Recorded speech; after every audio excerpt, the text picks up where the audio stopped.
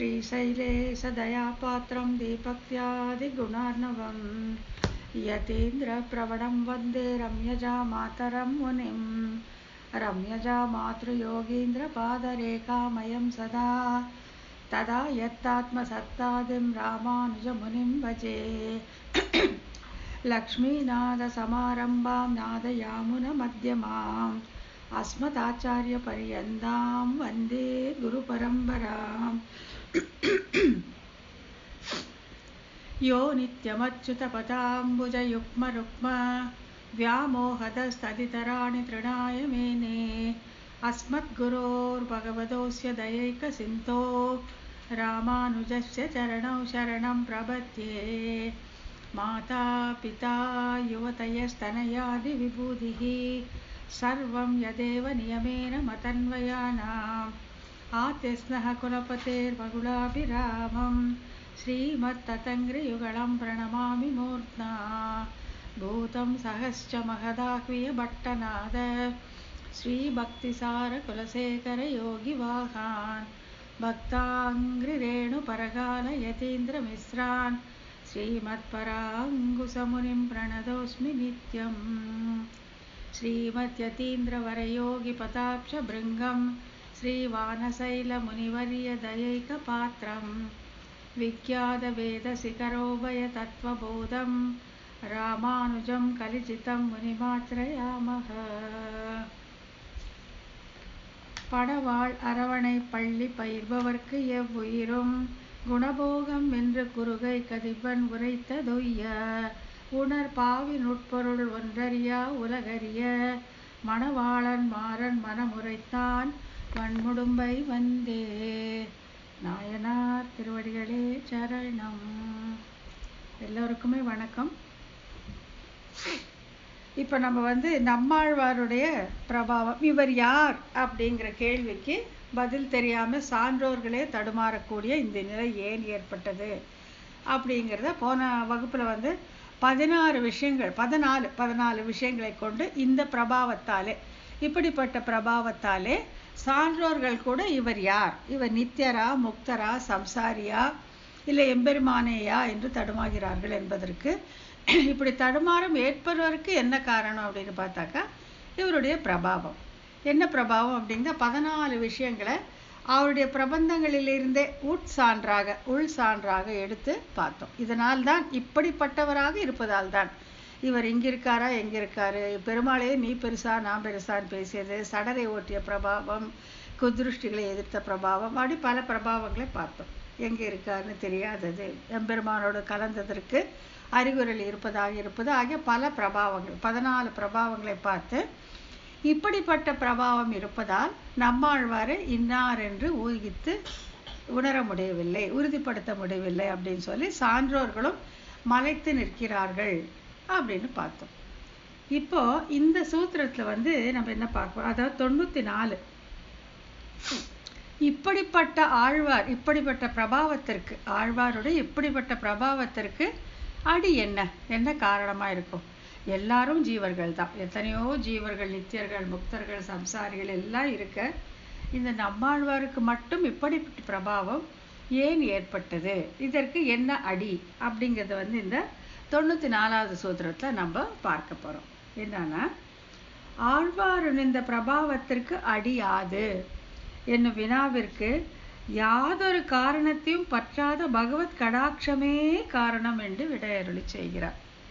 எம்பெருமான் தீர்மானிக்கணும், நம்ம பக்கம் முயற்சியே தேவையில்லை. அவனுடைய கிருபா கடாட்சம் இருக்குமாகில், அவனுடைய காரணமற்ற கருணை இருக்குமாகில் அவன் எப்படி ஒரு புல்லை கூட பெரிய வித்வானாக அவன் ஆக்க முடியும். அப்படிப்பட்ட அதுக்கு காரணம் உண்டா, உன் பக்கத்தில் ஏதாச்சும் முயற்சி உண்டான வெறிதே அருள் செய்யும், எதுவுமே வேண்டாம். அந்த காரணமற்ற கருணையாலே சம்பந்தத்தை நினைத்து இவன் என்னுடையவன், எனக்கு சொந்தமாவன், எனக்கு சொத்து என்பதை நினைத்து எம்பெருமான் செய்கிற இந்த காரணமற்ற கருணையே இந்த பிரபாவத்திற்கு காரணம் அப்படிங்கிறாங்க. அப்படி யாதொரு காரணத்தையும் பற்றாமல் பகவான் இவருக்கு திருவருள் புரிந்தார். இந்த உலகத்தாரை இவரை கொண்டு திருத்துகைக்காக என்னும் அதரையும் இப்படி ஏன் செய்தா, காரணமற்ற கருணையால் நம்மாழ்வார் அப்படின்னு ஒருத்தரை உண்டாக்கிட்டாக்கா அதற்கு ஒரு காரணம் இருக்கணும், ஒரு பர்பஸ் இருக்கணும் இல்லையா? எதுக்குன்னா உலகத்தை திருத்துகைக்காக, இந்த உலகத்தை திருத்தலாம், இந்த சம்சாரிகளை திருத்தலாம்.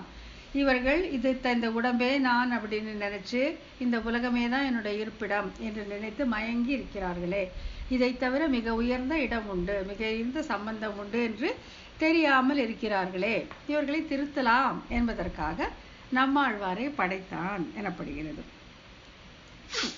இந்த உலகத்தாரை இவரை கொண்டு திருத்தகைக்காக எண்ணுமதனையும் இவ்வாழ்வாருடைய முன்னைய நிலையையும் இவருக்கு திருவருள் புரிந்த வகையினையும் இந்த சூத்திரம் தெளிவாக விளக்குகிறது. ஆழ்வார் என்னவா இருந்தார்? இவருடைய நம்மாழ்வாரா பிறக்கிறதுக்கு முன்னாலும் என்னவா இருந்தார்? நித்திய சூரியா இருந்தாரா, முக்தரா இருந்தாரா, சம்சாரியா இருந்தாரா அப்படிங்கிறத சொல்லி, இல்லை இவர் இதற்கு முன் என்னவாக இருந்தார், இவரை இப்படி திருத்தியதற்கு என்ன காரணம், எப்படி இது நடந்தது அப்படிங்கிறத சொல்ல போகிறாங்க இந்த சூத்திரத்தில். இதற்கு ஏது, ஏதுன்னா ஹேது அப்படிங்கிறது வடமொழி சொல். ஹேத்துனா காரணம், ரீசன். இதற்கு ஏது, இதற்கு காரணம் என்னன்னா, ஊழிதோறும் சோம்பாது ஒன்று பொருள் என்று அழிமகிழ்ந்து முற்றுமாய் நின்று நூல் உரைத்து யோகு புணர்ந்து கண்காண வந்து ஆள் பார்க்கிறவன். இதெல்லாம் எம்பெருமான் செய்கிற வேலை. ஒன்றுன்னா என்ன நம்ம பின்னால் பார்க்கணும். அதாவது ஒரு ஜீவாத்மாவை பெறுவதற்காக அவன் என்னவெல்லாம் செய்கிறான் அப்படிங்கிறத இது வரைக்கும் சொல்றாங்க. ஆள் பார்க்கிறவன் உலகினது இயல்பை நல்வீடு செய்ய இணக்கு பார்வை தேடி, எனக்கு ஆவார் யாராச்சும் உண்டா, என்னை போல ஒரு இது பார்வை, என்னை போல நோக்கு உடையவன் உண்டா, என்னுடைய இணக்கமாக இருப்பவன் உண்டா, எனக்காக இந்த உலகத்தை திருத்தக்கூடியவன் உண்டா அப்படின்னு இணக்கு பார்வை பார்த்து திரிகிறான். சுழல் அலர் ஞான முருவினன் முழுவதும் ஓட்டின பெருங்கண். அந்த தாமரை போன்ற கண்களை எல்லா இடத்துலையும் ஓட்டி பார்க்குறானா. இப்படிப்பட்ட ஒரு வேலையை செய்ய எனக்கு உதவுவதற்காக, இந்த உலகத்திலே திருத்துவதற்காக யாராவதும் கிடைப்பார்களா என்று தன்னுடைய தாமரை கண்களை ஓட்டி பார்க்கிறான். உலகம் முழுதும் ஓட்டி பார்க்கிறான். எங்கும் இலக்கற்று, யாருமே கிடைக்கலையா, எங்கும் இலக்கு அற்று அன்போடு நோக்கின திசையிலே. சரி ஒரு பக்கம் பார்க்குறான், சரி இந்த பக்கம் பார்த்தலான்னு பார்க்கும்போது ஆக்கையில் புக்கு உழன்று மாறி படிந்து துவள்கின்றவர் மேலே பட. அப்படியே அந்த பெருமாளுடைய கண் அந்த ஆழ்வார் திருவரை நகரம் போகும்போது அங்கே மாறி மாறி பல பிறப்பு பிறந்து யாக்கையிலே உழன்று கொண்டிருந்த ஒருவர் மீது, அந்த ஒரு ஜீவாத்மா மீது அவன் கண் பட்டது. அவன் கண் பட்ட உடனே என்னன்னா, பக்கம் நோக்கர பண்ணிய விசேஷ கடாட்சம். இங்கே ஒரு ஜீவன் கிடைச்சிட்டான் அப்படின்ட்டு இந்த பக்கம் அந்த கண்களை திருப்பாம தன்னுடைய கண்கள் அந்த புண்டரீகாட்சன் அந்த கருணை முழுவதுமாக அவர் பக்கமாக ஒருமடைப்படுத்தி ஆழ்வாரை பிறப்பித்தான் அப்படிங்கிறதா இந்த சூத்திரத்தை நம்ம பார்க்க போகிறோம். இந்த சூத்திரத்தை கீழ்கண்டவாறு கூட்டி பொருள் கொள்ள வேண்டும். இதற்கு ஏது ஊழிதோறும் சோம்பாது ஒன்று பொருள் என்று அழிமகிழ்ந்து முற்றுமாய் நின்று நூல் உரைத்து யோகு புணர்ந்து கண்காண வந்து ஆள் பார்க்கிறவன். இது பெருமாள் என்னெல்லாம் செய்கிறான் அப்படின்னு சொல்லிட்டு, இப்போ பெருமாள் எம்பெருமான் ஸ்ரீமன் நாராயணனை பக்தி உழவன் அப்படின்னு சொல்றது உண்டு. பக்தி உழவன் அப்படின்னா ஒரு உழவன் ஆகியன் அவனுக்கு சொந்தமான நிலத்தில் என்ன செய்வான்னா பயிர் செய்வான்.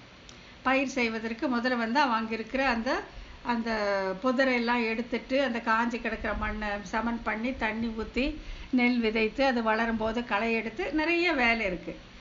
அப்படி செய்யும் போதும் பொய்த்து விடலாம், அவனுடைய கிருஷி பலிக்காமல் போகலாம், அவன் செய்த முயற்சி பலிக்காமல் போகலாம். ஆனால் அவன் என்ன செய்யறான், அதுக்காக நிலத்தை விட்டுருவானா, பயிர் செய்து விடுவானா, விட மாட்டான், இன்னொரு முறை முயற்சி செய்வான். அதே போலதான் இந்த எம்பெருமானும் இந்த தேகத்தில் இருக்கிற இந்த சரீரத்தோடு இருக்கிற கூடிய இந்த ஜீவர்களை எப்படி திருத்தலாம், எப்படி தன்னுடைய வழிக்கு கொண்டு வரலாம் என்று யுகந்தோறும் முயற்சி செய்து கொண்டே இருக்கிறான். ஒவ்வொரு மனிதனை ஒவ்வொரு ஜீவாத்மாவையும் அவன் தொடர்ந்து செல்கிறான். அவன் சொர்க்கத்துக்கு போகட்டும், நரகத்துக்கு போகட்டும், சம்சாரியாகவே உழலட்டும், எப்படி இருந்தாலும் கூடவே இருந்து அப்போ ஒரு கேள்வி எழலாம், கூடவே தான் இருக்கிறானே, ஏன் இது கெட்டது செய்ய விடணும், சாஸ்திரம் மட்டும் படித்து முன்னேற அனுமதிக்க கூடாதா அப்படின்ற கேள்வி எழும்போது அந்த ஜீவனுடைய கர்மா இருக்கு இல்லையா, அதுக்கேற்ற மாதிரி தான் அவன் உடல்களை பெறுகிறான். முக்குணமயமான இந்த பிரகிருத்தியாலான உடலாகையாலே அவன் அதில் செல்கிறான். இவன் என்ன பண்றான், இவன் மிலிட்டரி ரூல் மாதிரி இப்படி போகக்கூடாதுன்னு அவனை குறுக்காக நிற்பதே கிடையாது. அவன் போக்கிலே விட்டு மெதுமெதுவாக பார்த்து தன் பக்கம் கொண்டு வருகிறான். இப்போ ஒரு மானிட பிறவியில் அவன் எம்பெருமான் வந்து ஒரு ஜீவனை தொடர்கிறான்னு வச்சுட்டா பார்ப்பான். பூரா பார்த்து அந்த உடல் வந்து மரணம் அடைகிற தருணம் மரணமே அடைந்து விட்டதுன்னு வச்சுக்கிறான்.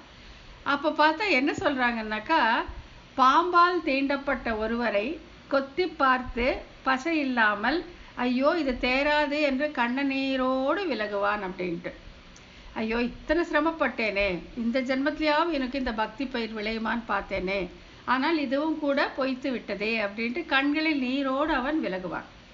விலகிவிட்டு அத்தோடு விடமாட்டான். அந்த ஜீவாத்மா எடுக்கும் அடுத்த உடலே அவனோடு கூடவே பிரயாணம் செய்து இப்படியாக அவன் தன்னை பார்த்து தன்னை ரசித்து தன் பக்கத்து துவேஷத்தை விலகி அதை அனுகூல்யம் பிறந்து தன்னை வந்து அடையும் வரையிலும் எம்பெருமான் வந்து அந்த ஜீவாத்மா கூடவே தன்னுடைய பயணத்தை தொடர்கிறான். அதனால தான் இவன் வந்து ஒரு உழவனுக்கு பொருத்தி காட்டப்பட்டிருக்கு. அதை நம்ம பின்னால் பார்ப்போம். ரொம்ப அழகாக இருக்கும். பெரிய சூத்திரம். உழவனுடைய செயல்பாடும் எம்பெருமானுடைய செயல்பாடும் ஒப்பிட்டு காட்டப்பட்டிருக்கும். அப்படி அந்த மாதிரி ஆள் பார்த்து அலைகிறவன். உலகினது இயல்பை நல்வீடு செய்ய இணக்கு பார்வை தேடி, இதில் தர யாராச்சும் உதவியாக கிடைப்பார்களா என்று இணக்கு பார்வை தேடி கழல் அலர் ஞானம் உருவின முழுதும் ஓட்டின பெருங்கண். ஞானம் முழுதும் ஓட்டிய அந்த பெருங்கண் தன்னோட தாமரை கண்களை வைத்து எல்லா இடத்துலையும் பார்க்குறான். எங்கும் இலக்கற்று, எங்குமே கிடைக்கல. கடைசியில் என்ன பண்ணுறான், அன்போடு நோக்கான திசையிலே இந்த தென் திசையில் பார்க்க ஆக்கையிலே புக்கு உழன்று மாறி மாறி படிந்து துவள்கின்றவர் மேலேயா. பாவம் அந்த நம்மாழ்வார் அப்படிங்கிற அந்த ஜீவாத்மா, இப்போ நம்மாழ்வார், அதுக்கு முன்னால் அந்த ஜீவாத்மா மாறி மாறி பல உடல்களில் புக்கு. அதுதானே இப்போ நமக்கு வந்து இந்த உடலை காட்டிலும் ஆத்மா வேறு, இதுக்கு உரையிடம் அந்த பரம மோட்சம்னு தெரிகிற வரைக்கும் நம்ம அந்த அஞ்ஞானத்தில் இந்த தேகத்தையே நாம நினைத்து கொண்டு புண்ணிய பாவங்களை மேலும் மேலும் சேர்த்து சேர்த்து இந்த உடம்பில்லாட்டி இன்னொரு உடம்பு, அந்த உடம்பில்லாட்டி இன்னொரு உடம்பு அப்படின்ட்டு யாக்கை வழியாக உடல் வழியாக நுழைந்து வெளியே வருது. அப்படி இருந்து துவண்ட ஒரு ஜீவனின் மீது அவருடைய கண் போய் நின்றது. துவள்கின்றவர் மேலே பக்கம் நோக்கர பண்ணிய விசேஷ கடாட்சம். அதை பார்த்த உடனே இந்த பக்கம் அந்த பக்கம் பார்க்கலையாம் பெருமாள், நேராக தன்னுடைய புண்டரீகாட்சன் அந்த கண்களால் கடாட்சித்து நம்மாழ்வாரை அவதரிக்க செய்தான் அப்படின்னு சொல்கிறாங்க. இதில் ஒன்றுன்னா நம்ம பார்த்துக்கிறோம். முதல் பிரிவு பார்த்தா இதற்கு ஏது, இதற்கு காரணம். இப்படி இந்த நம்மாழ்வார் இப்படிப்பட்ட பிரபாவத்தோடே தோன்றியதற்கு காரணம் என்ன அப்படின்னா, ஊழிதொறும் சோம்பாது ஒன்றி பொருள் என்று அழிமகிழ்ந்து முற்றுமாய் நின்று நூல் உரைத்து யோக புணர்ந்து கண்காண வந்து ஆள் பார்க்கிறவன். இதெல்லாம் எம்பெருமான் வந்து தன்னுடைய கிருஷி பலிப்பதற்காக செய்யக்கூடிய காரியங்கள். முதல்ல வந்து ஆள் பார்க்கிறவர் இதற்கு ஏது ஊழிதொறும் சோம்பாது ஒன்றி பொருள் என்று அழிமகிழ்ந்து. எனக்கு அடிமை ஆவார் உண்டோ? இயல்பையிலே நம்ம ஜீவாத்மாக்கள் எல்லோருமே அவனுக்கு அடிமை அப்படிங்கிறத நம்ம திருமந்திரத்தில் ரொம்ப விவரமாக பார்த்தோம். ஆனால் என்ன அதுன்னு எப்போ வந்து இந்த பிரகிருதியால் ஆன உடம்பு ஏற்படுகிறதோ அந்த ஞானம் மறைக்கப்படுகிறது. நான் எம்பெருமானுக்கு அடிமை, நான் சேஷபூதன், நான் பாரதந்திரன் அப்படிங்கிறத மறந்து புலன்கள் வசப்பட்டு முக்குணமயமான இந்த பிரகிருதியால் அவனை முழுவதுமாக அவன் மறந்து விடுகிறான். தான் யார் என்பதை மறந்து விடுகிறான். அப்போ இவன் தேடுறான் எனக்கு அடிமை ஆவார் உண்டோ, இந்த சேஷத்துவத்தை ஞாபகம் வச்சுக்கிறவன் எங்கேயாச்சும் ஒருத்தர் இருக்கானா அப்படின்னு சொல்லி என்ன பண்ணுறான்னா என்று தேடி திரியும் பரமாத்மா. அவனுடைய நிலைமை யோசிச்சு பாருங்க. இந்த உடம்பை கொடுத்ததே அவன் தான்.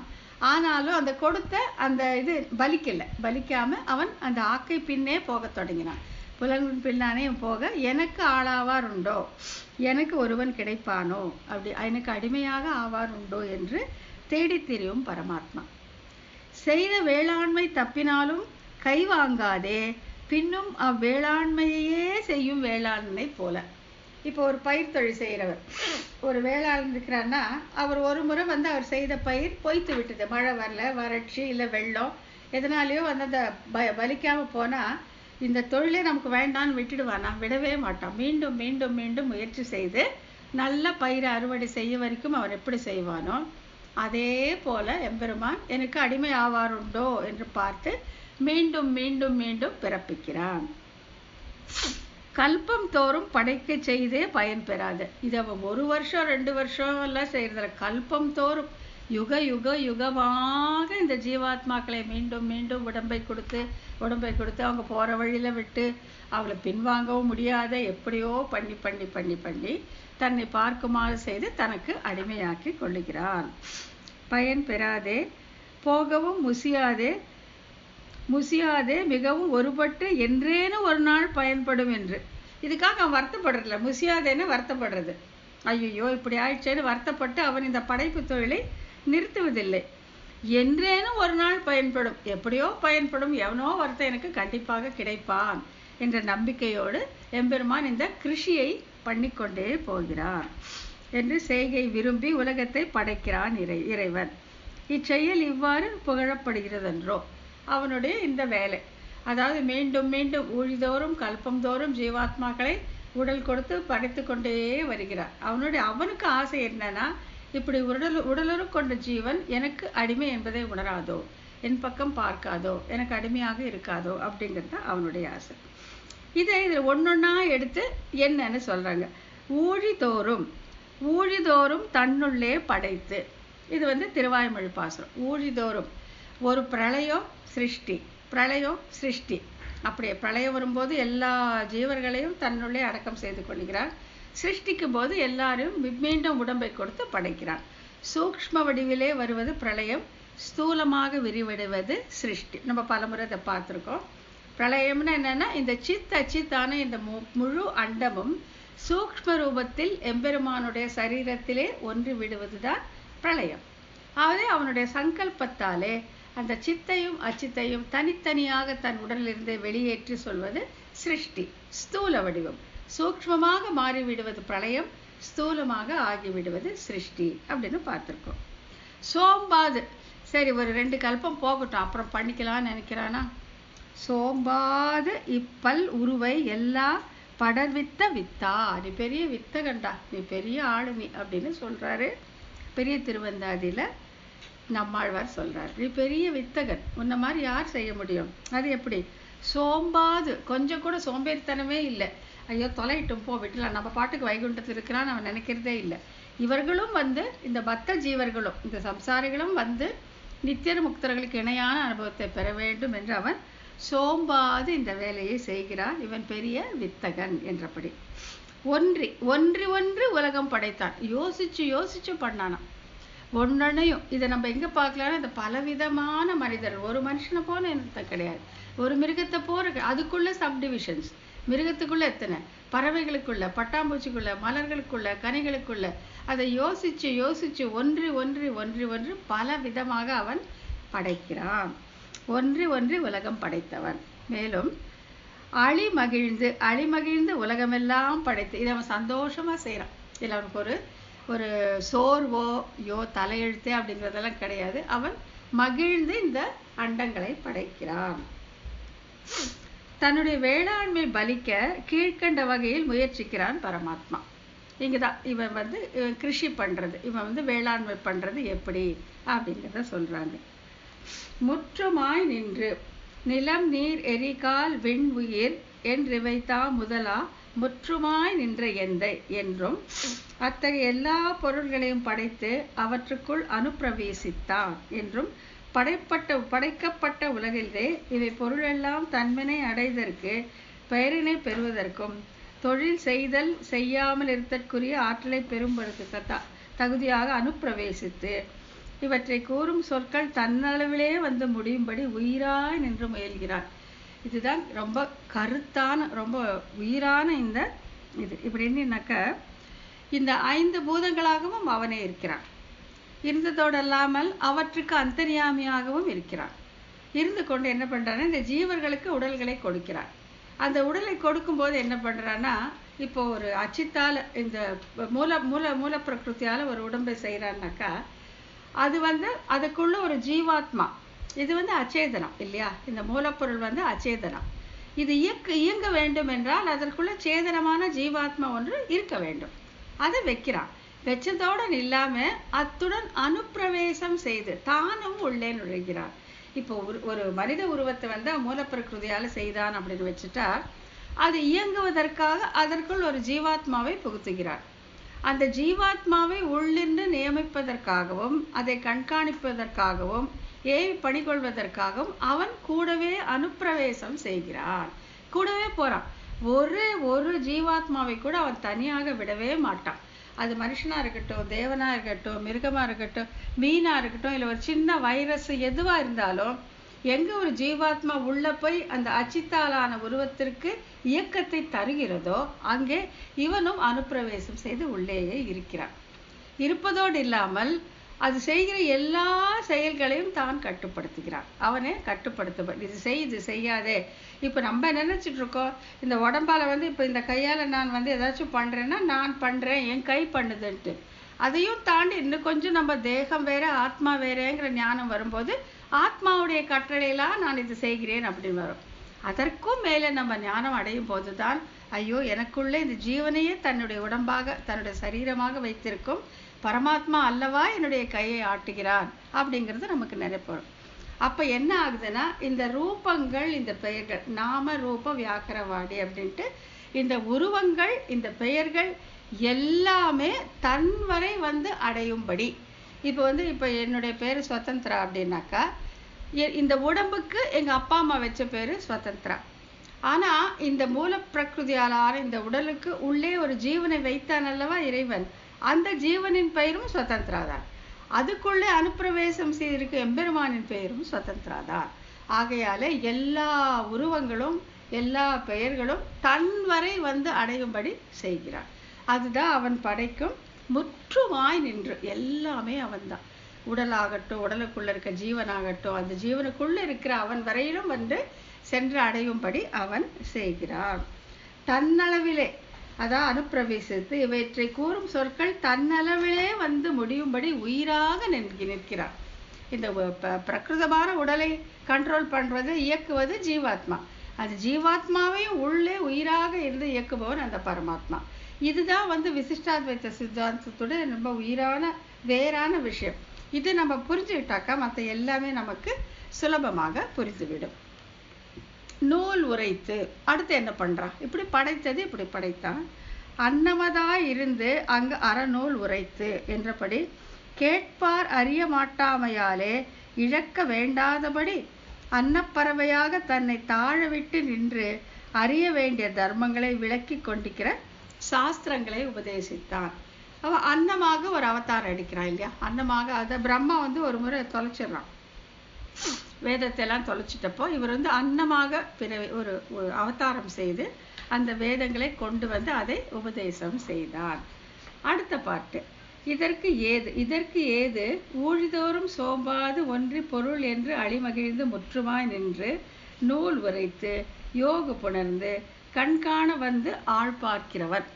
இதெல்லாம் ஏன் செய்யறான்னா, எனக்கு இணக்கு பார்வை தருவார் உண்டோ, எனக்கு ஒத்து வருவார்கள் உண்டோ என்று பார்ப்பதற்காக இதை செய்கிறார். யோகு புணர்ந்து, இப்போ எம்பெருமான் பார்க்கடல் அந்த அனந்த சைனத்து மேல படுத்துட்டு இருக்கா. பார்த்தா தூங்குற மாதிரி இருக்கும். உறங்குவார் போல் யோகு புணர்ந்து அப்படின்ட்டு. குறைவில் தடம் கடல் கோள் அறவேறி தன் கோல செந்தாமரை கண் உரைபவன் போல் ஒரு யோகு புணர்ந்த ஒளி மணிவண்ணன். என்ன அழகான ஒரு பாசுரம். திருவாய்மொழி. குறைவில் தடம் கடல், ஒரு கடலே, அந்த கடலே அறவேறி அந்த பாம்பின் மேல ஏறி கோல செந்தாமரை கண் உரைபவன் போல் அந்த அழகான தாமரை கண்களை மூடிக்கொண்டு யோகு புணர்கிறான். அந்த கண்ணை மூடிட்டு அவன் தூங்குறது இல்லை. இந்த ஜீவாத்மாவை என்ன பண்ணலாம், அந்த ஜீவாத்மாவை என்ன பண்ணலாம், இவன் திரும்பவே மாட்டேங்கிறானே, இவன் ஆளாகவே மாட்டேங்கிறானே, இவன் விஷயத்துல என்னுடைய கிருஷி பலிக்கலையே, இவனுக்கு நான் என்ன செய்யலான்னு யோகு புணர்ந்து யோகத்திலே ஆழ்ந்து இருப்பவன் அந்த பரமாத்மா.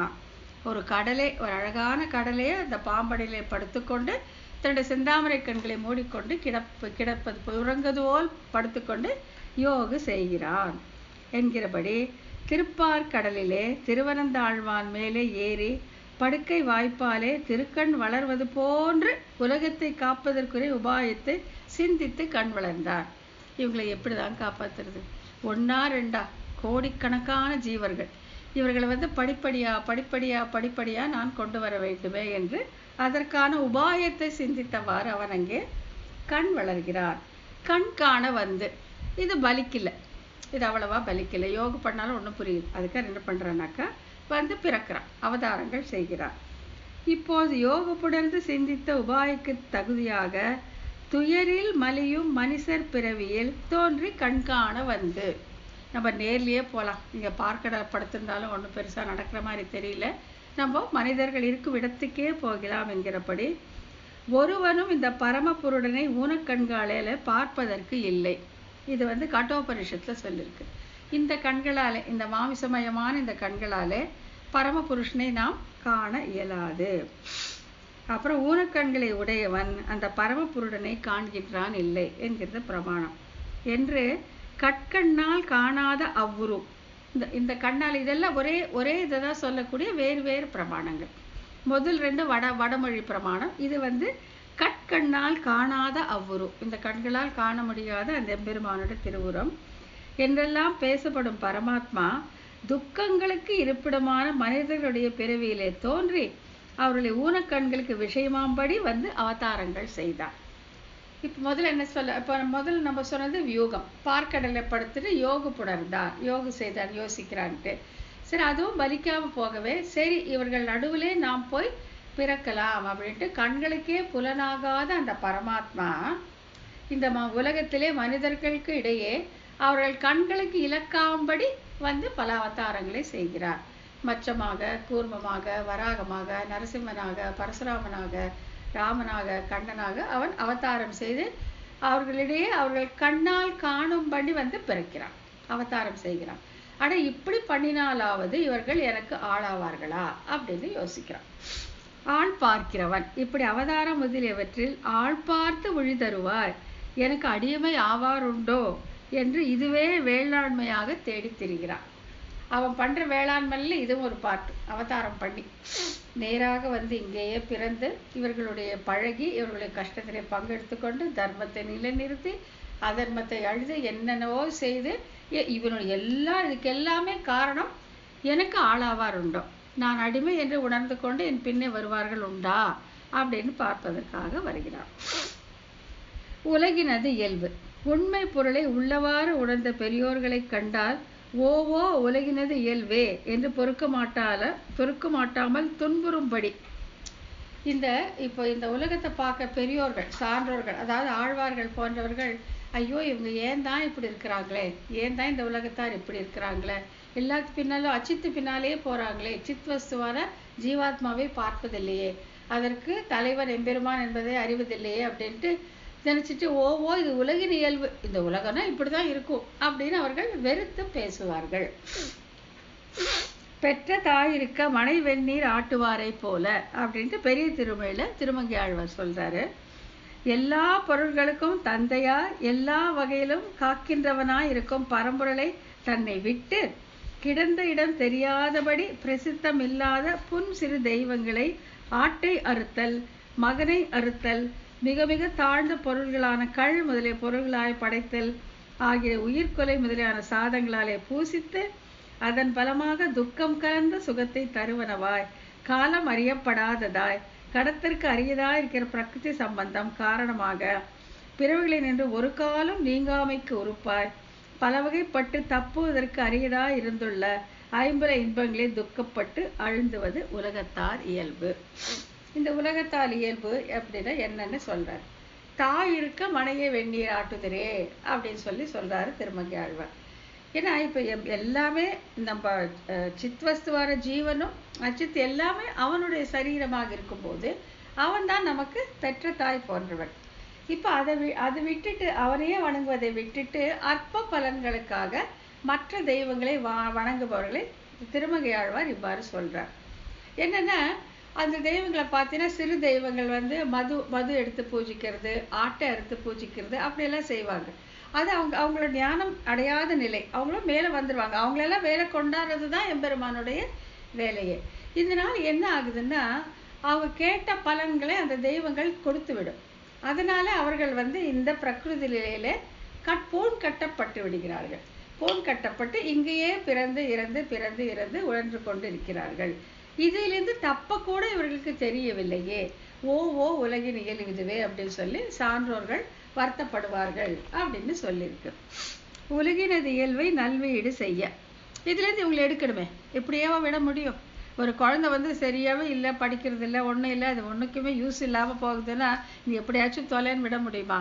அந்த குழந்தை எப்படியாச்சும் திருத்தி கொண்டாடணும் தானே ஒவ்வொரு அப்பா அம்மாவும் பாடுபடுவாங்க. சாதாரண அப்பா அம்மாவை அப்படின்னா அந்த பரமாத்மா எப்படி பாடுபடுவார்? நல்வீடு செய்ய அதனை நன்றாக விடுவிப்பது. யாதேனும் பற்று நீங்கும் விரதத்தை நல்வீடு செய்யும். அதாவது பரமாத்மாக்கு பின்னால போகக்கூடாது, அவரை பற்றி தெரிஞ்சுக்க கூடாது, சாஸ்திரங்கள் எல்லாம் பொய், கோயிலுக்கு போடக்கூடாது, கடவுளை வணங்கக்கூடாது, இப்படி பேசுறதெல்லாம் வேஸ்ட்டு. யாதேனும் ஒரு காரணம் பற்றி அவனை விட்டு நீங்குவது. இப்போ நான் கோயிலுக்கு போக மாட்டேன்னு அதுக்கு ஏதாச்சும் ஒரு காரணம் கண்டுபிடிச்சிக்கிறது. ஒரு ஏதாச்சும் ஒரு பேசுகிறாங்க, ஒரு இது கேள கொஞ்சம் நல்லா இருக்கும், அது திருவாய்மொழி வியாக்கியானம்னா இப்போ எனக்கு நேரம் இல்லை அப்புறம் வரேன், இதெல்லாம் வேஸ்ட்டு, அப்படி யாதேனும் ஒரு காரணம் பற்றி அவனை விட்டு நீங்க முயற்சிப்பது. அதுதான் வந்து இந்த பிரகிருதி சம்பந்தத்தில் இருக்கக்கூடிய இந்த மனிதனுடைய இயல்பு என்று தொன்று தொட்டு வருகின்ற வாசனையால். இது ஒன்றும் பாவம் அவங்களாம் தேடிக்கிறது இல்லை, தொன்று தொட்டு வருகிற வாசனை. தொன்று தொட்டு பல பிறவிகளிலே இந்த உடம்பையே நான் அப்படிங்கிற எண்ணி இருக்கிறதால அந்த வாசனையால வருகிறது. இச்சரீரத்திலும் சரீர சம்பந்தப்பட்ட பொருள்களிலும் யாதானும் ஒன்றினை பற்றி கொண்டு தன்னை விட்டு அகலுகையே தன்மையாக உடைய இம்மக்களுடைய எண்ணத்தை வாசனையோடு போக்க முயல்கிறான் எம்பெருமான். எவ்வளோ கஷ்டம் அவனுடைய வேலை. ஏதாச்சும் ஒன்று பிடிச்சிக்கிறது, நான் பிடிச்சிக்கிறது, என்னுடைய வீடு, என்னுடைய மக்கள், என்னுடைய செல்வம் எல்லாத்தையும் பிடிச்சிட்டு ஐயோ இவன் பின்னால் போனால் இதெல்லாம் விட்டுட்டு போகணுமே அப்படிங்கிற ஒரு பயத்தால் அவனை பார்க்குறதே இல்லை. யாதேனும் ஒரு காரணத்தை பற்றி கொண்டு அவனை விட்டு அகலுகைக்கு முயற்சி, இதை மாற்ற நினைக்கிறான் எம்பெருமான். அதுவே அவன் செய்யும் கிருஷி. அது பலித்தால் நான் அவனுடைய அடிமை என்ற நினைப்பு வந்துவிட்டால் அவனுடைய கிருஷி பலித்துவிடும், அவருடைய வேளாண்மை பலித்துவிடும். இணக்கு பார்வை தேடி. இணக்கு பார்வை மிருகங்களை வேட்டையில் அகப்படுத்துவதற்காக வளர்த்து பழக்கம் செய்யப்படும் விலங்கு பாடும் இது. இதை இப்போ நம்ம இந்த கும்கி யானை எல்லாம் சொல்கிறேன் இல்லைங்க, இன்னொரு யானை பிடிக்கணும்னா ஒரு கும்கி யானை பிடிக்கலாம். பழகின இப்போ குரங்கு பிடிக்கணும் கூட பழகின குரங்கு வச்சு பழகாத குரங்கை நம்ம பிடிச்சிடலாம். அது பார்வைன்னா இது. விலங்கையும் பறவைகளையும் பிடிப்பார். தன்னினம் என்ற எண்ணத்தாலே தன்னோடு சேர்க்கவற்றான விலங்குகளையும் பறவைகளையும் பார்வையாக வைத்து பிடிப்பது போன்று இதற்கு ஆவார் என்று தேடுகிறார். இப்போ ஒரு உதாரணத்துக்காக ஒரு காட்டு யானையை பிடிக்கணும்னா கும்கி யானையை கூட்டிகிட்டு போவாங்க. போனால் அந்த காட்டு யானை என்ன பண்ணோன்னா இந்த கும்கி யானையை பார்த்து அடடே இது நம்ம ஜாதி போல இருக்கே, நம்மளை போலே இருக்கே, நம்மளை போகிற ஒரு யானைன்ட்டு தைரியமாக பக்கத்தில் வரும், பயம் இல்லாமல் பக்கத்தில் வரும், அப்படியே அடங்கி இருக்கும். அப்போ பார்த்து அதை பிடிச்சிருவாங்க. அந்த மாதிரி எம்பெருமான் என்ன செய்கிறான், என்னோடு எனக்கு பார்வை, எனக்கு ஏற்றவனாக நான் சேஷபூதன் என்று அறிந்தவன் ஒருவன் கிடைப்பானாகில் அவனை வைத்து கொண்டு இந்த மனிதர்களை திருத்தி விடலாமே. விலங்கை வைத்து விலங்கை பிடிப்பது போல, பறவையை வைத்து பறவை பிடிப்பது போல மனிதரை வைத்து மனிதரை பிடித்து விடலாம் அப்படின்னு அவன் எண்ணம் கொள்கிறான். இதற்கு எனக்கு ஆவார் யார் தான் கிடைக்க போறாங்க, இந்த மாதிரி எனக்கு ஒரு வேலை செய்யறதுக்கு யார் கிடைப்பார்கள் என்று தேடுகிறான்.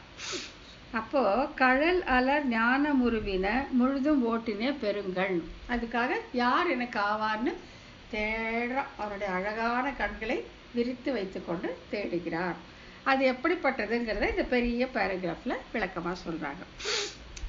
கழல் தலம் ஒன்றே நிலுமுழுதாயிற்று, ஒரு கழல் போய் நிழல் தர எல்லா விசும்பும் நிறைத்து நீண்ட அண்டத்து உழலற ஞான சுடர் விளக்காய் உயர்ந்தோர இல்லா அழலர் தாமரை கண்ணன் அப்படின்ட்டு திருவிருத்தத்துல சொல்லியிருக்காங்க. இதுல அவன் உலகளந்த அந்த வைபவம் பேசப்படுது. அதாவது இங்க சொல்ல வேண்டியதுன்னா அவனுடைய கண் தான். என்ன கண்ணுனாக்கா அழலர் தாமரை கண்ணன், அதுதான் சொல்லணும். அந்த கண்ணை வச்சு பார்த்தான்னு சொல்லணும். அதுக்காக என்னன்னா அந்த கண்ணை சொல்றதுக்கு அது யாருடைய கண்கள் அப்படிங்கிறதுக்காக அவன் உலகளந்த அந்த வைபவத்தை சொல்றாங்க. என்னன்னாக்கா ஒரு கழல் தலம் ஒன்றே நில முழுதும் ஆயிற்று. இந்த எம்பெருமான் வந்து வாமனனாக அவதாரம் எடுத்து மகாபலி சக்கரவர்த்தியோட யாகசாலைக்கு போறான். அங்க போய் உனக்கு என்ன வேணும்னு சொல்லும் போது எனக்கு 3 அடி நிலம் வேணும் அப்படின்னு கேட்கறான். அப்போ மாவலி சக்கரவர்த்தி இவ்வளவு சின்ன குழந்தை உருவத்தை பார்த்து ஐயோ உன்னோட சின்ன திருவடியாச்சே, இதுல 3 அடி நிலம் உனக்கு போதுமானா எனக்கு போதும், எனக்கு வேண்டியது அத்தான் அப்படின்னு சொல்றான்.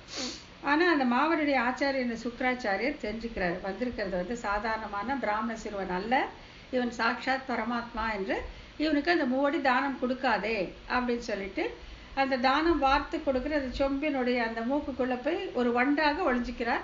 யாரு? சுக்கராச்சாரியர், மாவலியினுடைய ஆச்சாரியர். அப்ப இவன் என்ன பண்ண, ஒரு சின்ன தர்பை எடுத்து அப்படி உள்ள இது பண்ணோன்னா அவருக்கு வந்து ஒரு கண்ணு போயிடுது. போட உடனே அவன் தானம் வார்த்துறான். யாரு? மாவலி சக்கரவர்த்தி. இவர் கேட்ட அந்த 3 அடி மண்ணை. அந்த தானம் வார்த்த நீர் தரையில் விழுவதற்குள்ளாக இவன் வளர்ந்து பிரம்மலோகத்திலே சென்று அந்த திருவடி அந்த கமண்டலத்தை தட்டிவிட்டது. அவ்வளோ சீக்கிரம் வளர்ந்தான், அவ்வளோ சீக்கிரமாக எம்பெருமான் வளர்ந்து விட்டான். வளர்ந்துச்சு. ஒரு திருவடியால மேலுலகம் முழுவதையும் வளர்ந்து விட்டார், இன்னொரு திருவடியால கீழுலகம் அனைத்தையும் அளந்து விட்டார். கழல் தலம் ஒன்றே நிலமுழுதாயிற்று, ஒரு கழல் போய் நிழல் தர எல்லா விசும்பும் நிழல் ஆயிடுச்சான். அவன் காலை அப்படி நீட்டின உடனே நிழல் தர எல்லா விசும்பும் நிறைந்து நீண்ட அண்டத்து உழலற ஞான சுடர் விளக்காய். ஞான சுடர் விளக்கு. அவனுக்கு ஒரு ஞானத்தை வந்து உண்டு பண்ண இன்னொரு வஸ்து வேண்டியதே இல்லை. உயர்ந்தோர இல்லை, ஒத்தாரும் மிக்காரும் இலையாய மாமாயா அப்படிங்கிற மாதிரி அவனை விட உயர்ந்தவர்களே கிடையாது. அப்படிப்பட்டவனுடைய அழலற தாமரை கண்ணன். அப்படிப்பட்ட அந்த அழகான தாமரை கண்களை வச்சுக்கிட்டு தேடுறான். எனக்கு பார்ப்பார் உண்டோ, எனக்கு ஆளாவார் உண்டோ என்று தேடுகிறார் என்றபடி ஒரு திருவடித்தலமே பூமி அடைய தானாயிற்று. ஒரு திருவடி பூமியில் இடம் இல்லாமையாலே சென்று எல்லாருக்கும் எக்காலத்திலும் என் சம்பதத்தை நினைத்து தன் நிழலையே ஒதுங்கலாம்படி நிழலை கொடுப்பதற்காக மேலுலங்கள் எல்லாவற்றிலும் நிறைந்தது. அப்படி அந்த காலை வச்சப்போ அது நிழல், எல்லாருக்கும் நிழலாயிற்று. இது எக்காலத்திலும் நிழலாகவே இருக்கட்டும் என்பதற்காக அவன் இன்னொரு காலை மேலே நீட்டினான். பரப்பை உடைத்தான அந்த அண்டத்தை அடையப்புக்கு உழறுகையாலே மலர்ந்துதா இருந்துள்ள ஞானமாக ஒளியுடைய தீபத்தை உடையனா என்கிறபடியே கழல் தலமும் உழறு அலர் ஞானமும் மாறுபாடு உருவின பரப்பும் எங்கும் ஓட்டி பார்த்த சூரியனை கண்டு அலர்ந்த தாமரை போன்ற செவ்வியை உடைய அழகான கண்கள், பெருங்கண்மலர் அப்படின்னு பெரிய திருக்கண்கள். இந்த மாதிரி செய்யும் போது ஏற்கனவே அழகான இந்த தாமரை போன்ற கண்கள் மேலும் மலர்ந்தன. அப்படி ஒரு அழகான காட்சியாக அவருடைய திருக்கண்கள் மலர்ந்து இருந்தன. அப்படி கண்களை வைத்துக்கொண்டு இவன் ஞானம் முழுதும் தேடுகிறார். ஒரு ஜீவன் எனக்கு கிடைப்பானா என்பதற்காக. எங்கும் இலக்கற்று ஓரிடத்திலும் அதற்கு ஆவாரை காணாமல் ஒரு பொருளை அப்படி ஆக்குவதற்காக பார்க்கிற அளவில் அவனுக்கு வேண்டிய மாதிரி ஜீவாத்மா எங்கேயுமே கிடைக்கல. இப்படி கண்களை மலர்த்தி பார்த்தோம், கிடைக்கல. இப்போ என்ன நினச்சிக்கிறான், சரி ஏதாச்சும் ஒரு ஜீவாத்மாவை பிடிச்சு என்னுடைய கண்களோட அருட்பாவை முழுவதுமாக அவன் மீது செலுத்தி அவனை எனக்கு சேஷனாக ஆக்கி கொள்ளுவேன் அப்படிங்கிற யோசிக்கான். அந்த பார்வைக்கு இலக்காகவில்லை. அப்படி பார்த்தோன்னா சரி என் கண்ணில் பட ஏதோ ஒரு ஜீவனை பிடிச்சு நான் எனக்கு உரியவனாக ஆக்கி கொள்வேன் என்று தீர்மானம் செய்கிறான். எங்கும் இலக்கற்று ஓரிடத்திலும் அதற்கு ஆவாரை காணாமல் ஒரு பொருளை அப்படி ஆக்குவதற்காக பார்க்கிற அளவில் நம்மளே பண்ணிக்கலாம், கிடைக்காட்டினா நம்மளே பண்ணிக்கலாம்னு பார்க்குறான். அன்போடு நோக்கான திசையிலே ரொம்ப அன்போடு ரொம்ப பாசத்தோடு ஒரு பக்கம் பார்க்குறான். அன்போடு தென் திசை நோக்கி பள்ளி கொள்ளும் என்கிறபடியே ஸ்ரீ விபீஷண ஆழ்வான் விஷயமாக எப்போதும் அன்போடு பார்த்து கொண்டு கிடக்கியாலே தனக்கு பள்ளமடையான தென் திசையிலே. எவ்வளோ அழகாக சொல்கிறாங்க பாருங்க. தென் திசையில ஏன் பார்க்கணும்? இப்போ கேட்கலாம், ஏன் வடக்கில் பார்க்கக்கூடாதா மேற்கில் பார்க்கக்கூடாதா அப்படின்னு கேட்டாக்கா, இது வந்து விபீஷணனை பார்ப்பதற்காக அவன் தென் திசையிலேயே பார்த்து கொண்டிருக்கிறான். இது அது ராமராவண யுத்தம் முடிச்சு எல்லாரும் திரும்பி வந்துடும் போது விபீஷணன் வந்து இது எல்லாருக்கும் பெருமாள் வந்து தான் எல்லாருக்கும் அவங்க கேட்டதெல்லாம் கொடுக்குறாரு. அப்போ விபீஷணன் வந்து அந்த ரங்க விமானத்தை கேட்குறான். அந்த ரங்க விமானத்தை எனக்கு பரிசாக கொடுங்கள் அப்படின்னு சொல்லும்போது கொடுத்துட்டு என்ன ஆகுதுன்னா ரொம்ப சந்தோஷமா விபீஷணன் அதை எடுத்துக்கொண்டு அயோத்தியாவிலிருந்து அவன் லங்கையை நோக்கி போய்கொண்டிருக்கிறான். போய்கொண்டிருக்கும் போது இந்த காவிரி கரையில வந்து அவன் தன்னுடைய சந்தியாவந்தனம் முதலை வச்சு செய்ய வேண்டும் அப்படிங்கிறதுக்காக அந்த ரங்க விமானத்தை அங்கே பிரணவாக்கிருதி விமானம் அதை அங்கே இறக்கி வைத்து விடுகிறான். சந்தியாவந்தனம் முடிச்சு பார்க்கும்போது அதை அவனுக்கு அங்கிருந்து எடுக்கவில்லை. அந்த ஸ்ரீரங்கத்திலே அந்த ரங்க விமானம் அந்த பிரணவாக்கிருதி விமானம் இன்னுக்கும் இருப்பதற்கு காரணம் விபீஷணன் தான். விபீஷணன் தான் அதை எடுத்துட்டு லங்கைக்கு போகும் வழியில் அந்த பிரணவாக்கிருதி விமானம் இங்கேயே தங்கிவிட்டது. அப்போ எம்பெருமான கேட்குறான், இதை நீ கொடுத்தியப்பா, ஆனாலும் எனக்கு பயன் இல்லாமல் போச்சு, நான் என்ன பண்ணுறது சொல்லும்போது, நீ கவலையே படாதே, என்னுடைய விழிப்பார்வை எப்பொழுதுமே உன்னை தான் நோக்கி கொண்டிருக்கும் அப்படின்னு சொல்லிட்டு, எப்பவும் இலங்கையின் மேலேயே தான் ரங்கநாதருடைய பார்வை இருக்கும் அப்படின்னு சொல்லுவாங்க. கோடு போட்டு கூட பாருங்க அப்படின்னு சொல்லுவாங்க. இலங்கையைத்தான் அவன் பார்த்து கொண்டே இருப்பான், விபீஷ்ணனை கடாட்சித்து கொண்டே இருப்பான் அப்படின்னு சொல்லப்படுகிறது. ஸோ அது அவனுக்கு பள்ளமடையான, இப்போ தண்ணி வந்து மேட்டில் ஊற்றினா தன்னால் பள்ளத்துக்கு பாயும் இல்லையா, அந்த மாதிரி தனக்கு அவனுக்கு பள்ளமடையான அந்த நோக்கு, அவனுக்கு தென் திசையை பார்த்து பார்த்து பார்த்து பார்த்து பழக்கம், அதுவே அவனுக்கு பள்ளமடை. ஆகையால் அந்த பக்கம் அவன் பார்க்கிறான். தனக்கு பள்ளமடையான தென் திசையிலே ஆக்கையிலே புக்கு உழன்று மாறி படிந்து துவள்கிறரும் மேலே பட. அங்கே ஆழ்வார் திருநகரில் ஒரு ஜீவாத்மா இருக்கு. அது என்னன்னா, பாவம் யாக்கை தோறும் இன்னொரு உடம்பு பிறந்து இறந்து பிறந்து துவழ்கின்ற ரொம்ப நொந்து நூலாக போயிருக்கிற ஒரு ஆத்மாவின் மேலே இவனுடைய கண்கள் பட்டது. பட்டோன்னு என்ன பண்ணுறான், யாதேனும் ஒரு ஆக்கையில் புக்கு என்றும் ஆக்கையின் வழி உழல்வேன் என்றும் பல்பிறவில் படுகின்ற யான். இதெல்லாம் வந்து நம்மாழ்வார் புலம்பல் தான். என்னன்னா, யாதேனும் ஒரு ஆக்கையில் புக்கு, நான் என்ன எனக்கு இந்த உடம்பு வேணும் அந்த உடம்பு வேணும்னா கேட்குறேன் இல்லையே, பிறக்கிறேன் ஏதோ கர்மத்தை செய்கிறேன், அதுக்கேற்ற மாதிரி இன்னொரு உடல், அந்த உடல் ஏதோ கர்மத்தை செய்கிறேன், அதுக்கேற்ற இன்னொரு உடல், அந்த மாதிரி யாதேனும் ஒரு ஆக்கையில் புற்று, ஏதோ ஒரு உடம்புல நுழைஞ்சு நான் படாத பாடு படுறேன். ஆக்கையின் வழி உழல்வேன், இது என்ன சந்தோஷமாவா இருக்கு, இப்படி பல உடம்புல போய் வெளியில் வருது, சந்தோஷமா இல்லையே, உழல்வேன், நான் கஷ்டத்தை தான் படுறேன். ஆக்கையின் வழி புற்று உழல்கின்றேனை பல் பிறவியில் படுகின்ற யான். பல பிறப்பு, 1 2 லட்சமான பிறவிகளை படித்து படாத பாடு பட்டுட்டு இருக்கிற யான். பிறவி கடலுள் நின்று நான் துளங்க, அதுவும் கஷ்டம்தான், எல்லாமே இந்த பிறப்பில் இருக்கக்கூடிய கஷ்டத்தை சொல்கிறார். என்றும் சொல்கிறபடி இந்த சாதி என்றாதல் இன்ன குலம் என்றாதல் என்னும் ஒரு வரையறை இன்றிக்கே நல்வினை தீவினைகளுக்கு தகுதியாக யாதேனும் ஒரு சரீரத்தில் புகுந்து அச்சரீரத்தின் வழியே சென்று தொடர்ந்து வருகிற பிறவிகளிலே தோல் மாறி அந்த கேட்டிலே வெறுப்பின்றி அதிலே மூழ்கி தரை காண ஒண்ணாத பிறவி பெருங்கடலில் நடுவிலே இருந்து நடுங்குகிற இவர். எவ்வளோ அழகா சொல்லியிருக்காங்க ஆழ்வார். அந்த ஆழ்வாரா இருக்கக்கூடிய அந்த ஜீவாத்மா இப்படி கஷ்டப்படுது பல பிறவிகளிலே, அத இந்த ஜாதின்னு சொல்ல முடியல, இந்த குலம்னு சொல்ல முடியல, ஒரு வரையறை இன்றைக்கே நல்வினை தீவினைகளுக்கு தகையாக. எப்போ வந்து நமக்கு ஒரு சரீரம் கிடைக்குதோ அப்போ கர்மா செய்ய ஆரம்பிக்கிறோம், புண்ணியமும் செய்கிறோம் பாவமும் செய்கிறோம். ஸோ அதுக்கேற்ற இன்னொரு உடம்பு, அந்த உடம்புல அப்படியே போயிட்டே இருக்கு. அந்த மாதிரி தகுதியாக யாதேனும் ஒரு சரீரத்தில் புகுந்து, இந்த உடம்புன்னு என்னால் கண்ட்ரோல் இல்லை, எனக்கு இந்த உடம்பு தான் வேணும்னு கேட்குற அளவுக்கு நமக்கு கண்ட்ரோலும் கிடையாது, நமக்கு அந்த தகுதியும் கிடையாது.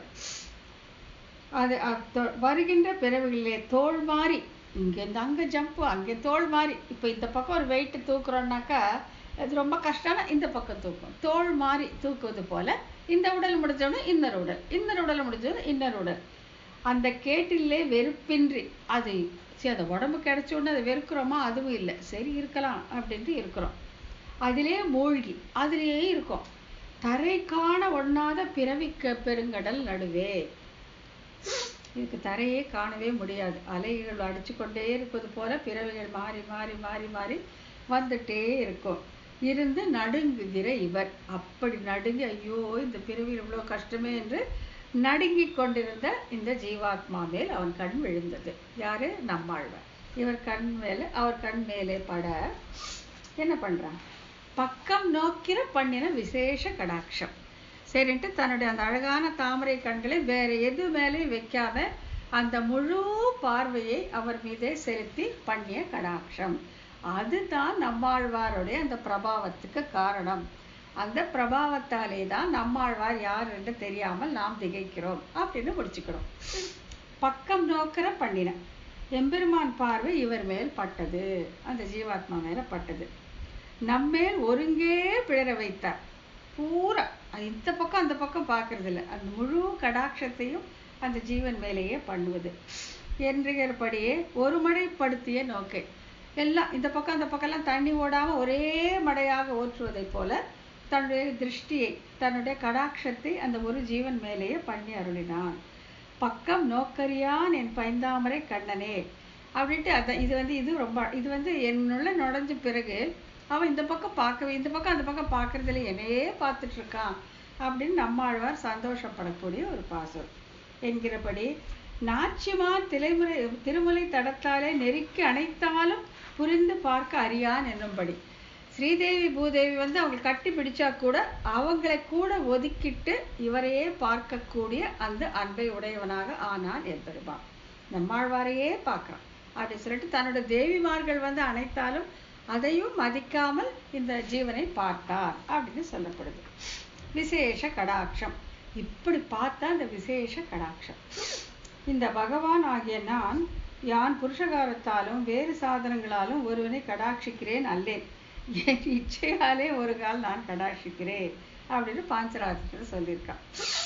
இந்த இந்த விசேஷ கடாட்சத்துக்கு என்ன காரணம்னு யாராலையும் சொல்லவே முடியாது அப்படின்னு சொல்றான். புருஷகாரத்தாலே இல்லை, பிராட்டி சொன்னாலும் நான் ஒன்றும் எடுத்துக்க போறதில்லை, ஆச்சாரியர்கள் சொன்னாலும் நான் எடுத்துக்க போறதில்லை, இது என்னோட இச்சையாலே நானே பண்ணுகிற விசேஷ கடாட்சம்.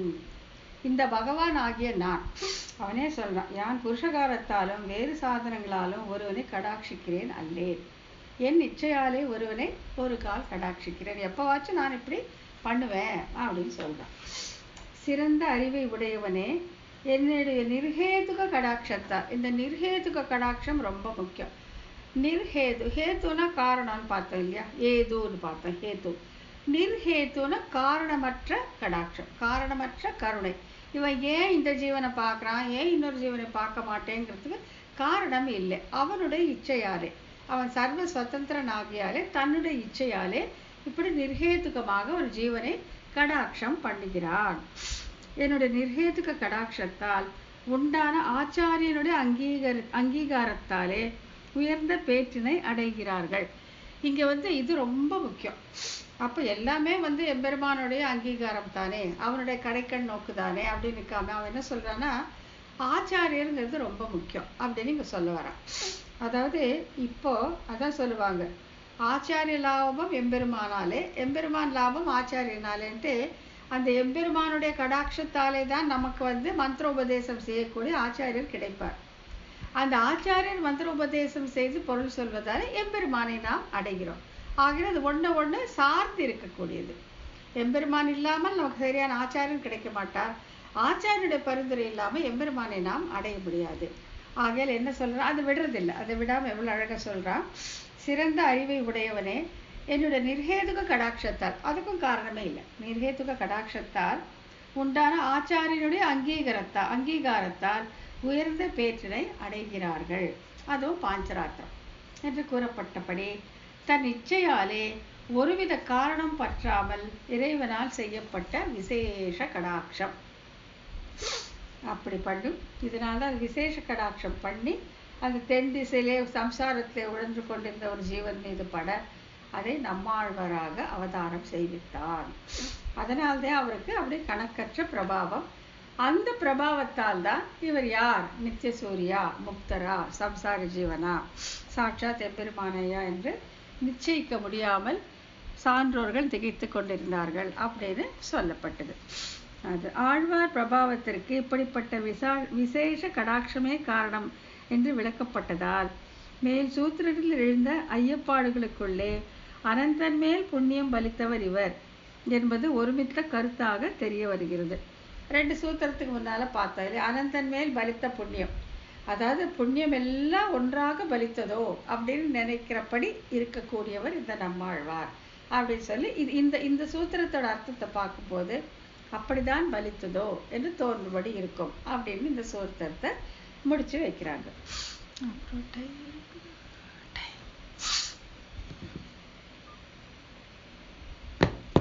டைம் இருக்கு, அடுத்த சூத்திரம் கூட நம்ம பார்த்துடலாம், இது கூட சுலபம் தான். இப்போ இது சூத்திரம் நம்பர் 95. நெடுங்காலம் பிறவிகளில் சிக்கி உழன்ற வந்த ஒருவருக்கு பகவானுடைய பார்வை பட்ட அளவில் அவர் பாவங்கள் எல்லாமே நீங்கி மேற்கூறப்பட்ட பெருமைகள் அனைத்தும் நன்றாக சேருமோ என்ற ஐயத்திற்கு இந்த சூத்திரத்தில் பதில் தரப்படுகிறது. இது என்ன நம்ப முடியாம இருக்கே, எத்தனையோ பிறவிகளில் எத்தனையோ கர்மாக்களை சேர்ந்து புண்ணிய பாவங்களை சேர்த்து வைத்திருக்கிற ஒரு ஜீவனுக்கு எம்பெருமானுடைய அந்த கடாட்சம் கிடைத்த உடனே இப்படிப்பட்ட ஒரு உயர்ந்த நிலை கிடைக்குமா அப்படிங்கிற ஐயத்திற்கு இதில் பதில் சொல்லப்படுகிறது. பன்னெடுங்காலமாக பல பிறவிகள் அடைந்து உழன்ற ஒருவர் பகவானுடைய திருவருட்பார்வை பட்டவுடன் எல்லா பாவங்களும் நீங்கி மேற்கூறிய பெருமை எல்லாம் பெறக்கூடுமோ என்னும் வினாவிற்கு பகவானுடைய கடாட்சம் இருந்தால் இது கூடும் என்று அந்த கடாட்சத்தின் பெருமை இந்த சூத்திரத்தில் அருளி செய்யப்படுகிறது. இதுக்கு உதாரணம் கொடுக்குறாங்க. அதாவது இந்த பாவம் எல்லாம் எப்படி தலையும், இந்த பகவானுடைய கடாட்சத்தாலே இவ்வளவு சுலபமாக போயிடுமா அப்படின்னா கண்டிப்பா போயிடும் அப்படிங்கிறதுக்காக அதுக்காக உதாரணங்களை கொடுத்து விளக்குகிறார்கள். சூத்திரம் என்னன்னா, சிரமணி விதுர ரிஷி பத்னிகளை பூதராக்கின புண்டரீகாட்சன் நெடுநோக்கு சாபம் இழிந்து என பண்ணுமீரே. இந்த புண்டரீகாட்சன் நெடுநோக்கு தான் ரொம்ப முக்கியமானது. அது யாராருக்கு 4 பேருக்கு என்ன பண்ணுச்சு அப்படிங்கிற சூத்திரத்தை சொல்லி அந்த புண்டரீகாட்சனுடைய நெடுநோக்கு நம்மளை கிட்டெல்லாம் பார்க்க வேண்டியதில்லை, இருந்த இடத்திலிருந்தே அந்த புண்டரீகாட்சன் தாமரை போன்ற கண்களால் நம்மை நோக்குவானாகில் நம்மேல் சாபம் இல்லை. அங்கன் 2 கொண்டு என்மேல் நோக்குதே எங்கள் சாபம் இழிந்தேலோர் என்பாவாய் அப்படின்னு திருப்பாவில் சொல்லியிருக்காங்கல்ல. அந்த கண்ணு கொஞ்சம் கொஞ்சமா விரிச்சு நீ எங்களை பார்த்தா எங்கள் மேல் சாபம், எங்களுடைய கர்மங்கள் போய்விடும் என்று ஆண்டாள் பெருமாட்டி விதையத்தான் சொல்லியிருக்காங்க. ஆகையால அப்படி இந்த புண்டரீகாட்ச நெடுநோக்கால இந்த பாவங்கள் தொலைந்து புண்ணியரானவர்களுடைய கதை இங்கே சொல்றாங்க. 4 பேர். அது என்னன்னா, சிரமணி பூதர் ஆக்கின புண்டரீகாட்சன் நெடுநோக்கு, விதுரரை பூதர் ஆக்கின புண்டரீகாட்சன் நெடுநோக்கு, ரிஷி பத்னிகளை பூதராக்கின புண்டரீகாட்சன் நெடுநோக்கு, சாபம் இழிந்தது என்று பண்ணுமிரே. 3 பேரை இங்கே உதாரணமாக காட்டுறாங்க. ஒன்று சபரி, ஒன்று விதுரர், இது ரிஷி பத்னிகள். இந்த 3 பேரை எப்படி இவன் புரிதராக ஆக்கினான் அப்படின்னு சொல்றது. சிரமணியை பூதராக்கின புண்டரீகாட்சன் நெடுநோக்கு. சிரமணினா சபரி. எப்படின்னா, சிரமணி துறந்தவள், அதுனா சபரி. பூதர் ஆக்குதல், தூயர் ஆக்குதல். இந்த சபரியை எப்படி தூயவராக ஆக்கினான் அப்படிங்கிறது. சிரமணி அப்படின்னாக்கா துறந்தவள் சபரி, அவள் சன்னியாசியா இருக்கா இல்லையா. பூதர் ஆக்குதல், தூயர் ஆக்குதல், எப்படி சபரியை இவன் தூய்மை ஆக்கினான். விருந்தினரை உபசரிக்கும் ஆற்றல் உடையவளும் சந்நியாசியுமான சபரியை அடைவாயாக என்று கவந்தன் சொல்ல கேட்டு.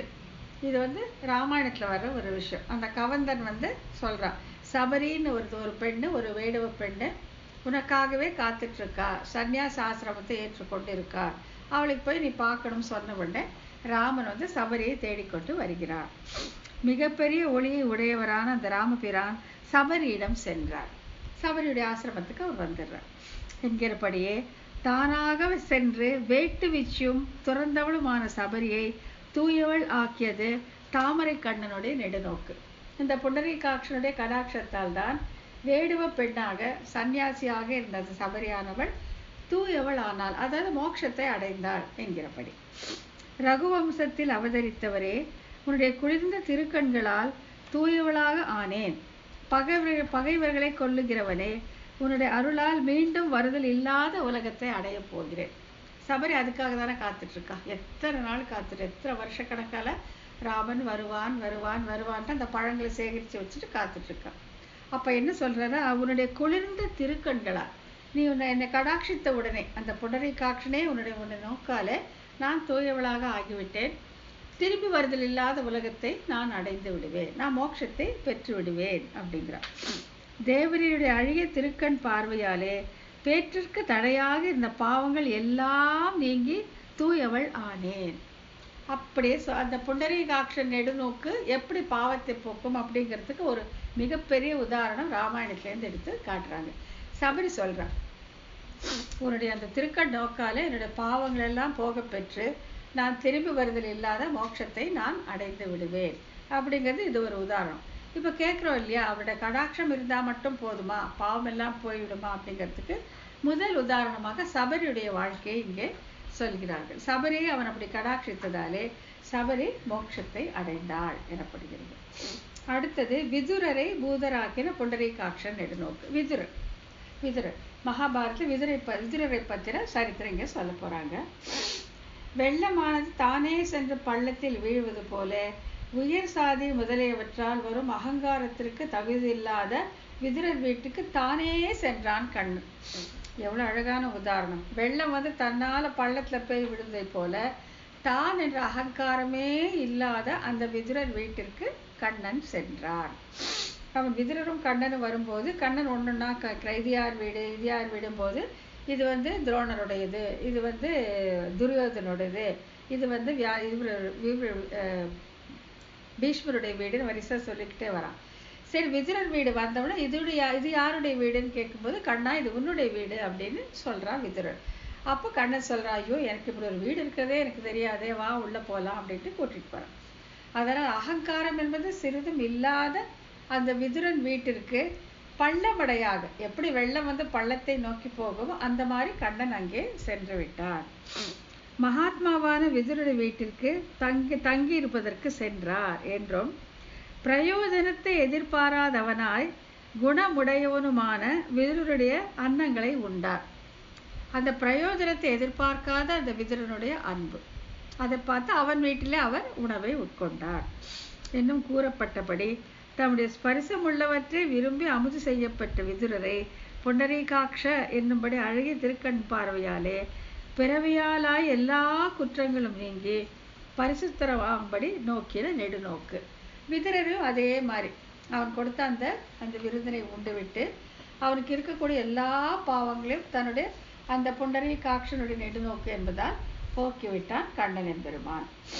மதுசூதனனே, தாமரை கண்ணனே, ஸ்ரீ வீடுமறையும் துரோணரையும் என்னையும் கடந்து கொண்டு சென்று சூத்திரராகிய விதுரனுடைய அன்னத்தை நீ எதற்காக உண்டாய் அப்படின்ட்டு கேட்குறான். யார் கேட்கறது? துரியோதனன் தான் கேட்குறான். ஆனாலும் என்ன சொல்றான்? தாமரை கண்ணனேன்ட்டு. அந்த கண்ணழகு அவனை கூட வசீரிக்குது. அது அவனுக்கு அடையாளம். எம்பெருமானுக்கு இவனே பரமபுருஷன் என்பதற்கு அடையாளமே அவனுடைய தாமரை கண்கள். ஆகையில் இப்போ துரியோதனன் வந்து கிராஸ் பண்ணி கேட்குறான், எங்கள் வீட்டெல்லாம் விட்டுட்டு ஏன் இந்த சூத்திரன் வீட்டில் போய் சாப்பிட்டேன்னு கேட்கும் போதும் தாமரை கண்ணனே அப்படிங்கிறான். அவ்வளோ கோபத்தில் அவ்வளோ இதில் கூட அந்த தாமரை கண்ணை அவனால் விட முடியல என்று தன்னை தாமரை கண்ணன் என்று குறிப்பிட்டு பகைவனான துரியோதனன் சீற்றத்துடன் சொன்னதை புறக்கணித்து விட்டு விதுரருக்கு அருள் புரிந்த புண்டரீகாட்சனின் நெடுநோக்கு. ஸோ துரியோதனன் அவனுக்கு பிடிக்கவே பிடிக்காத கண்ணன் இருந்தாலும் அந்த தாமரை கண்ணை சொல்லாமல் அவனால் இருக்க முடியல. அப்படிப்பட்ட அழகான அந்த தாமரை கண்கள் அந்த புண்டரீகாட்சன். அவனுடைய நெடுநோக்கு விதுரரை பரிசுத்தர் ஆக்கியது, சிரமணி ஆக்கியது. அப்புறம் பூதர் ஆக்கிய நெடுநோக்கு. அப்புறம் ரிஷி பத்தினிகளை பூதராக்கின புண்டரீகாட்சன் நெடுநோக்கு. இது என்னன்னா, இந்த கண்ணனும் அவனுடைய தோழர்களும் பிருந்தாவனத்தில் விளையாடும் போது பசி ஆயிடுது அவங்களுக்கு எல்லாம். பசி ஆகும்போது வீட்டுக்கு வர தூரமாக இருக்கட்டு அங்கே வந்து ஒரு பெரிய ஆசிரமம், அங்கே ரிஷிகள் எல்லாரும் யாகம் பண்ணிட்டு இருக்கிறாங்க. அந்த ரிஷி பத்னிகள் எல்லாம் வந்து உள்ள சமையல் பண்ணிட்டு இருக்கிறாங்க. இந்த கண்ணன் வந்து ஒரு தன்னோட தோழனை அனுப்பிச்சு இந்த மாதிரி கண்ணன் வந்திருக்கான், அவனுக்கு ரொம்ப பசியாக இருக்குது, ஏதாச்சும் கொடுங்கன்னு சொன்ன உடனே இந்த ரிஷி பத்னிகள் எல்லாரும் அவங்க பண்ண சாப்பாடை எடுத்துட்டு புறப்பட்டுறாங்க.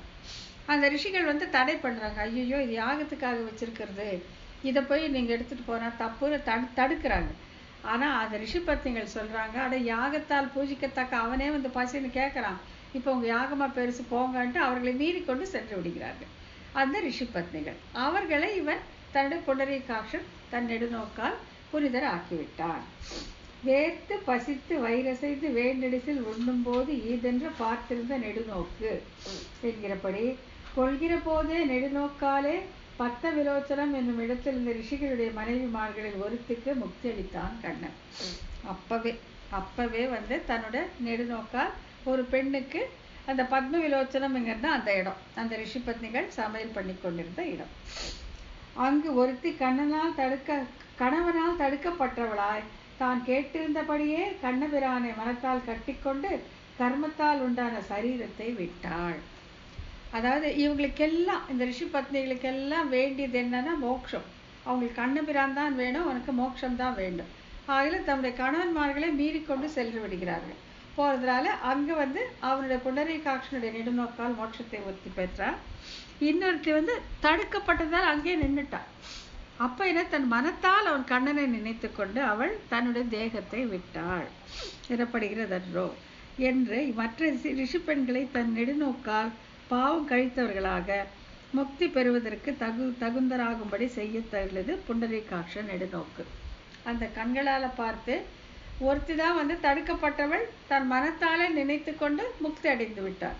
மற்ற அனைத்து அந்த ரிஷி பத்னிகளையும் தன்னுடைய அழகான தாமரை கண்களை ஒருமுறைப்படுத்தி அவர்களை பார்த்து அவர்களை எல்லாரும் பாவமற்றவர்களாக செய்து மோட்சமடையும் தகுதி அவர்களுக்கு தந்து விட்டான் கண்ணன் அப்படின்னு சொல்லப்படுது. சாபம் இழிந்து என பண்ணுமீரே, இதுதான். அங்கன் இரண்டும் கொண்டு எங்கள் மேல் நோக்குதியேல் எங்கள் மேல் சாபம் இழிந்து, கிண்கிணி வாய் பெய்து தாமரை பூ போல கண்கள் சிரிச்சிறிதே எம்மேல் விழியாவோ அப்படின்னு கொஞ்சம் கொஞ்சமாக திறந்து எங்களை பார்த்தா கூட எங்கள் மேல் சாபம் இழிந்து விடும் அப்படின்னு ஆண்டாள் சொன்ன அந்த திருப்பாய் பாசுரத்தை இங்கே உதாரணமாக எடுத்திருக்காங்க. என்கிறபடியே அழகிய திருக்கண்களால் எங்களை பார்த்தருளி ஆகில் சாபத்தால் பீடிக்கற்று போன்று அனுபவத்தால் அல்லது அழியாத எங்கள் பாவமானது போய்விடும். இந்த கர்மாக்கள் வந்து அனுபவித்தே தீரணும். அது அனுபவிக்காம தப்பி செல்வதற்கு வழியே கிடையாது. புண்ணியமாக இருந்தாலும் சரி பாவமாக இருந்தாலும் சரி அனுபவித்தே கழிக்க வேண்டியது இந்த கர்மங்கள். அதெல்லாமே இந்த புண்டரீகாட்சனுடைய அந்த கண்கள் நம்மேல் விழுந்தால் அந்த சாபம் அந்த பாவங்கள் முழுவதுமாக அழிந்துவிடும். அதைத்தான் ஆண்டாள் இங்கே பிரார்த்தனை செய்கிறார். பகவானுடைய பார்வையானது எல்லா பாவங்களையும் அழிக்க வல்ல ஆற்றலை உடையதாகையாலே அப்பார்வை பட்ட இடம் அமலங்களாக என்னும்படி குற்றம் அற்றதாக ஆகிவிடும். மலம்னா குற்றம், அமலம்னா குற்றமற்ற தன்மை. எங்கெல்லாம் அந்த எம்பெருமானுடைய அந்த புண்டரீகாட்சன் அந்த பார்வை படுகிறதோ அந்த இடமெல்லாமே குற்றமற்றதாக ஆகிவிடும். எந்தெந்த ஜீவாத்மாவை அவன் கடாட்சிக்கிறானோ அவர்கள் மேலுள்ள அந்த பாவம் எல்லாம் நீங்கி அவர்கள் மிகவும் சிறந்தவர்களாக சிறந்த பூதர்களாக ஆகி அவர்கள் எல்லாமே வைகுண்டத்தை அடைந்து விடுகிறார்கள். அப்படிப்பட்ட அந்த புண்டரீகாட்சன் நெடுநோக்கு தென் திசையிலே இந்த சம்சாரத்திலே உழன்று கொண்டிருந்த ஜீவன் மீது பட அது நம்மாழ்வாராக அவதரித்தது அப்படின்னு கொண்டு வந்து முடிக்கிறாங்க. அதுதான் இது. இப்போ நம்மாழ்வார் பிரபாவம் என்ன, அந்த பிரபாவத்திற்கு அடிப்படை என்ன, அது எப்படி ஏற்பட்டது அப்படிங்கிறத வரிசையாக நம்ம பார்த்துட்டே வந்தோம். இன்னைக்கு இது வரைக்கும் நிறுத்திக்கலாம். இன்னும் அடுத்த கிளாஸில் பார்த்துக்கலாம்.